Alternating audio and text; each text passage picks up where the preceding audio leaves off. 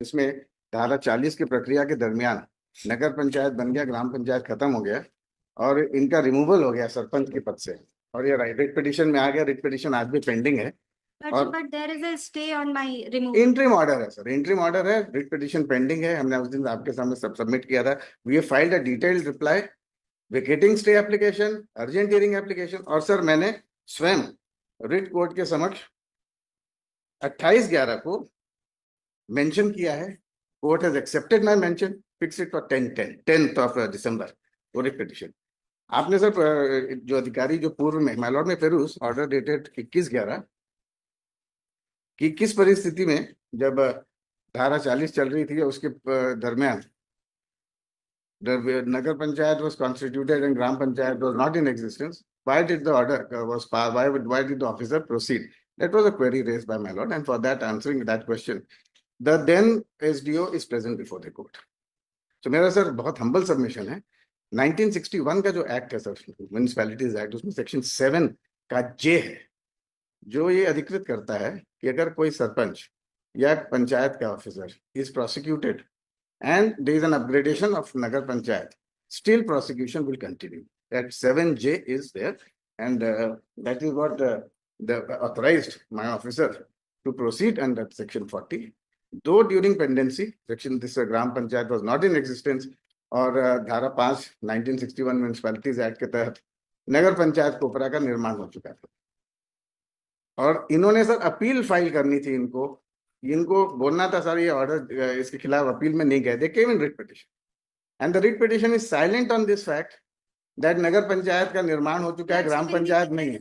Paragraph 2 of my writ petition, I have clearly mentioned that the Nagar We filed a Gram Panchayat detailed has been reply। converted into- और sir ये जो interim order है sir अनएनफोर्सिएबल है, हमने अपने reply में कहा है, रिट पिटिशन के रिप्लाई में कहा है, वेकेटिंग स्टे में कहा है ये। और ये इतना ऑड पोजीशन हो गया है कि न्यायालय के लिए भी सर और हमारे लिए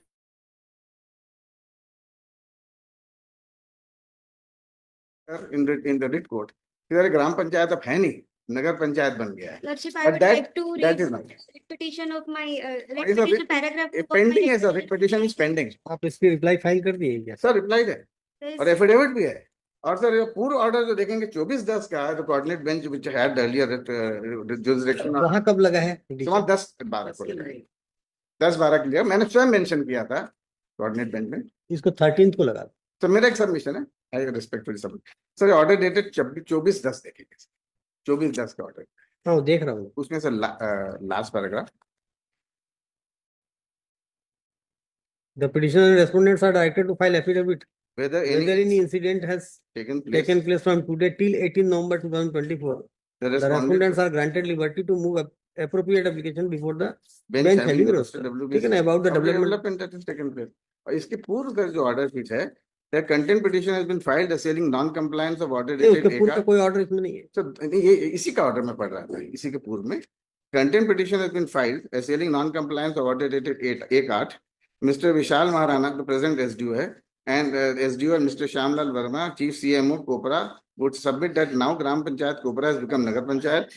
During the midst of argument, allegation and counter allegation has been made by the parties. Learned counsel for petitioner would submit that the police has lodged complaint against her, alleging that she has intervened in the official work. Mr. Vishal Maharana, SDO officer, and Mr. Shyamlal Verma, CMO, would submit that she has locked the office where they are carrying out the work, calling for objections from villagers. Therefore, a complaint has been made against her.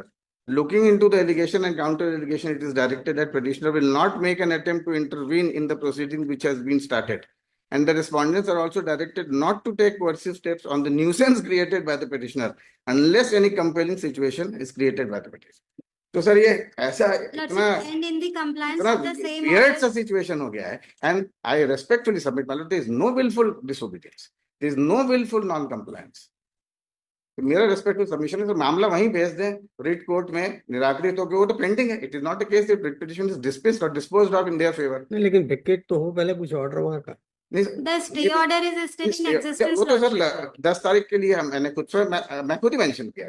First of all, I have clearly mentioned in my writ petition that there is the conversion of Gram Panchayat into Nagar Panchayat. I would like to read my paragraph 2 of my writ petition, Lordship. Original writ petition का copy लगाए इसमें।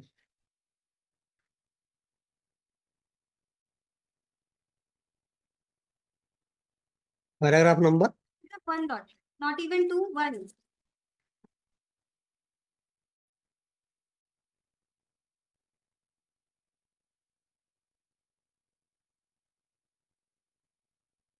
जी हाँ बताएं। That the petitioner is the citizen of India having all the right enshrined under Constitution of India. Respondent number 1, 3 and 7 are instrumentalities of a state. Respondent 4 and 5 are blocked in Jilla level Panchayat. Invoices under Constitution of India in district level and middle level Panchayats as mandated by the Constitution of India. Respondent number 6 is also a local self-government urban body which was earlier Gram Panchayat. Respondent number 8 is an employee of Jilla Panchayat. As such, all parties are amenable to the jurisdiction of the Honorable Court.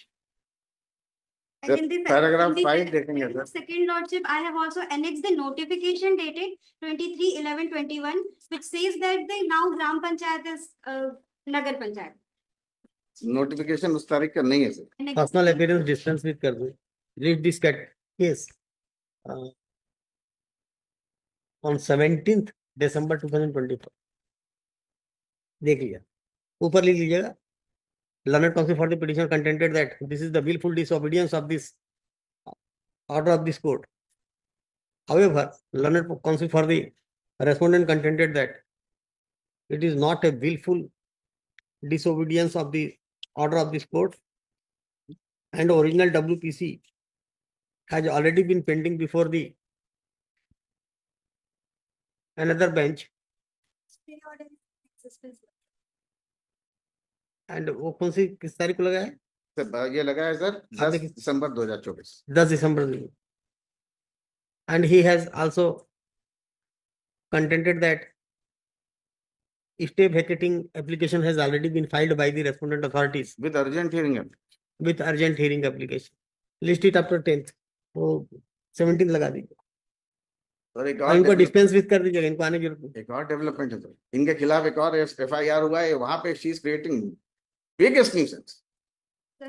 अब देखते हैं, अभी पहले तो ये वाला हो आपका ठीक से, ये कोर्ट का ऑर्डर है तो कोर्ट का ऑर्डर का कंप्लायंस होना चाहिए, और यदि आपका स्टे वेकेट नहीं होता तो फिर तो I haven't option about it. नहीं, what I am respectfully submitting, I totally agree, but this is most weird situation. Why did sub para 5 देखेंगे, what are the remedies exhausted, no remedy. अब वो तो वो WPC में बताइएगा, यहाँ नहीं। वो तो सर ने ग्राउंड लिया है, लेकिन ये केस वो नहीं है सर कि writ petition dispose of writ petition pending, and this is an arm twisting method adopted against the officers कि मैं सरपंच के पद पर, अरे इसी कंटेम्प्ट हमने जवाब में फाइल किया है कि ये सील लगा रही हैं अध्यक्ष पद के, जबकि ये सरपंच के पद से रिमूव हुई हैं, अध्यक्ष बन गई हैं। ये डॉक्यूमेंट वहां बता दीजिए।